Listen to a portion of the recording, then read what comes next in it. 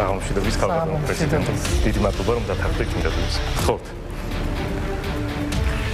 შემართულად და იმედიანად გამოიყურებით როგორც ყოველთვის. აბა რა. ძალიან მიხარია. ძალიან მიხარია ურაბიშვილი. ერთი შეხედვით კი გავს ჩვეულებრივ ადამიანს ამ ფოტოში ნუ ეს დიდი მოაზროვნის პოზაში ზის, მაგრამ სინამდვილეში ამ პიროვნებას მე მგონი ასე და ასე მეჩვენება თავის ნაცვლად მხრებზე ქოთანიაბია და შიგნით ტვინის ნაცვლად ლობიო უდუხს. რას ახარ ეძახიან მას მოღალატეო რუსეთის აგენტიო და ასე შემდეგ, მაგრამ არა. აგენტობას და მოღალატეობასაც გონება სჭირდება, რომელიც სალომე ზურაბიშვილს უბრალოდ ან მართლა არ აქვს, ან როგორც მინიმუმი მისი მოხმარების ინსტრუქცია აქვს დიდი ხანი დააკარგული. მისი ქმედებებიდან და განცხადებებიდან გამომდინარე, მე ვაკეთებ მარტივ დასკვნას. ჩვენ გვყავს სულელი პრეზიდენტი. დიახ, ძალიან არ მინდოდა საჯაროდ ასეთი შეფასების გაკეთება, დიდი ხანია ვიცმენ, მაგრამ სხვა გზას ეს პიროვნება არ მიტოვებს. ბევრად უფრო მძიმე სიტყვებით მომდის ხოლმე თავში და მათგან ამჯერად ყველაზე მსუბუქი შევარჩიე. სულელი. სრულიად შემთხვევით, რომც მოხდეს და რამე ნორმალური რომც მოაფიქრდეს, ამის წესიარად გადმოცემის უნარიც კი არ გააჩნია. ისე იტყვის, რომ საბოლოოდ ყველაზე დიდი სისულელე გამოუვა. ოღონდ ეს ბუნებრივია არ ნიშნავს იმას, რომ ზურაბიშვილის გამოხტომებს ყურადღება არ უნდა მივაქციოთ და რომ ის ნაკლებად სახიფათოა, ვიდრე რომელიმე მოღალატე ან აგენტი. იარაღი ყველაზე სახიფათო ზუსტად ასეთი ადამიანის ხელშია, რომელსაც გონი და საღიაზრი არ მოეკითხება. სალომე ზურაბიშვილს კი ყველაზე დიდი სახალხო ლეგიტიმაციის მქონე იარაღი აქვს ხელში ჩაგდებული, ქვეყნის პრეზიდენტობა.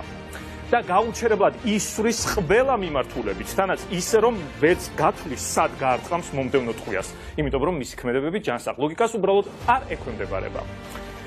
გაიხსენეთ, რა ხდებოდა 1 წლის წინ, ზუსტად 1 წლის წინ, როგორ ძალით შეტენა ფაქტობრივად ხალხს ბიძინა ივანიშვილმა ეს ქალი და დაპირება მოსყიდვებით თუ დაშინება მუქარებით, როგორ აიძულა მოსახლეობას მისთვის ხმა მიეცათ. ზუსტად ისე, სხვათა შორის, როგორც გუშინ აიძულა ადამიანებს თბილისში თავისუფლების მოედანზე შეკრება.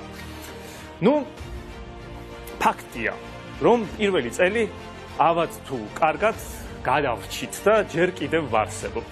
მაგრამ ხომ გახსოვთ კიდევ რამდენი წელი უნდა ავიტანოთ ამ ქალის ხუშტურები? კიდევ 5 წელი. კიდევ მთელი fucking 5 წელი. და არავინ იცის რა უბედურებას გადაკიდებს საბოლოოდ ეს შეურაცხადი ადამიანი. ასეა. გონივრულ არჩევანს გონიერი ხელისუფალი მოხავს ხოლმე სათავეში, მაგრამ როდესაც არჩევნებზე კარტოფილის და ხახვის სანაცვლოდ მისცემ ხმას, შედეგად აუცილებლად მიიღებ მადამ ლობიოს პრეზიდენტის ნაცვლად.